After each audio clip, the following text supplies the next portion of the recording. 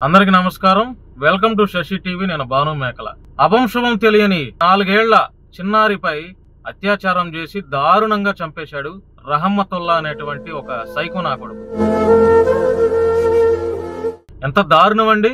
ఇది ఎక్కడ జరిగిందంటే కడప జిల్లా జమ్మలమడుగు ఏ కంబాల దిన్నే అనే గ్రామంలో జరిగింది. తల్లిదండ్రులతో పాటు పెళ్లికి ఒక గ్రామంలో జరుగుతున్నటువంటి పెళ్లికి వచ్చినటువంటి ఆ చిన్నారి 4 ఏళ్ల ఆ చిన్నారికి ఏం తెలుసండి? ఆ చిన్నారిలో ఈ సైకో నా కొడుకు చాక్లెట్ ఇచ్చి మాయమాటలు చెప్పి ఆ చచ్చి వెనక్కి తీసుకెళ్లి అత్యాచారం చేసింది కాకుండా మరి అది ఎవరికైనా తెలిస్తే నా బ్రతుకు ఏమవుతుందని అనుకున్నాడేమో కానీ చంపేశాడు. దారుణంగా చంపేసి ఆ ముళ్ళ పొదల్లో పడేశాడు. ఎటుపోతుందండి సమాజం? ఎటుపోతుంది? ప్రభుత్వాలు, రాష్ట్ర ప్రభుత్వాలు ఇలా అత్యాచారాలు చేసిన వాడిని పట్టుకొని జైల్లో తీసుకెళ్లి పడేస్తే ఏమొస్తుందండి? భయం వస్తుందా సమాజంలో? ఎవరికైనా భయం వస్తుందా?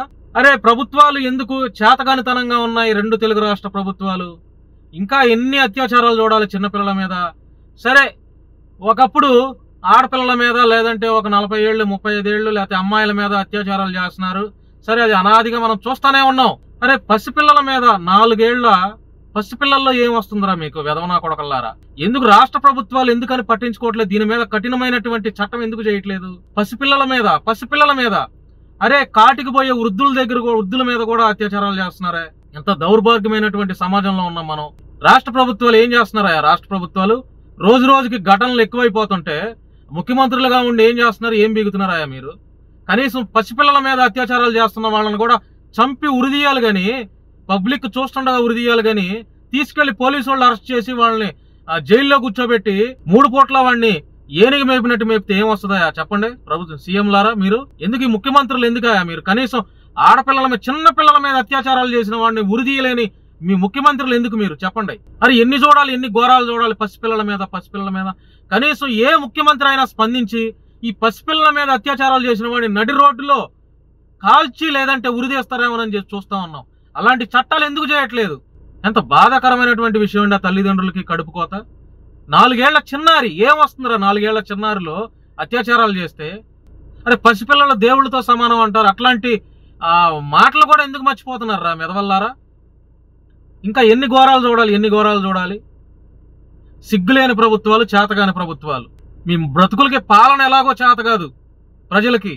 అరే, పసిపిల్లల మీద అత్యాచారాలు చేసిన వాడిని కూడా వాడి ఇల్లు కూలిస్తే ఏమొస్తుంది? వాళ్ళు ఏమొస్తుంది? తల్లిదండ్రులు బిడ్డలో గాలికి తిరగంటారని చెప్తారా?